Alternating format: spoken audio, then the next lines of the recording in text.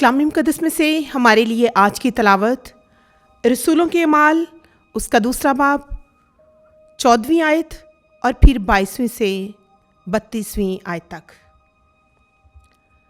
तब पतरस ने उन 11 के साथ खड़े होकर अपनी आवाज़ बुलंद की और उनसे कहा, ए यहूदी मर्दों और यरूशलेम के सब रहने वालों, ये जान लो और कान लगाकर मेरी बातें सुनो।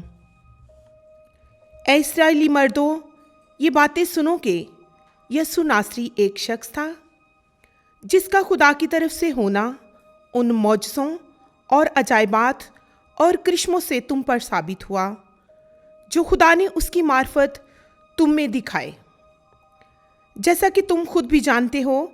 जब वो खुदा के कायम इरादे और इल्मे साबक के मुताबिक पकड़वाया गया तो तुमने उसी को बेशरा आदमियों के हाथ से स्लीब डलवाकर कत्ल किया, मगर खुदा ने मौत के दुखों से आज़ाद करके उसे ज़िंदा किया, क्योंकि मुमकिन ना था कि वो उसके कब्ज़े में रहता। क्योंकि दाऊद उसके हक़ में कहता है कि मैं हर वक्त खुदावंद को अपनी निगाह में रखता हूँ, क्योंकि वो मेरी दाहिनी तरफ है, ताकि मैं जुम्बश ना खाऊं। इसलिए मेरा दिल खुश और मेरी ज़ुबान शादमान है, बल्कि मेरा जिस्म भी अमन से रहा करेगा। क्योंकि तू मेरी जान को आलमे असफल में ना छोड़ेगा और ना तो अपने मक़दस को सड़ने ही देगा। तूने मुझे ज़िंदगी की राहें बताईं, तू मुझे अपने दीदार के सबब से खुशी से भर देगा।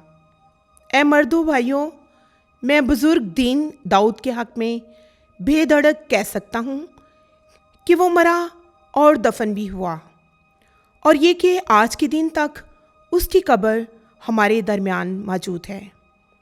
लेकिन वो एक नबी था और वो जानता था कि खुदा ने मुझसे कसम खाई है कि तेरी सुलभ की औलाद में से तेरी तख्त पर एक बैठेगा।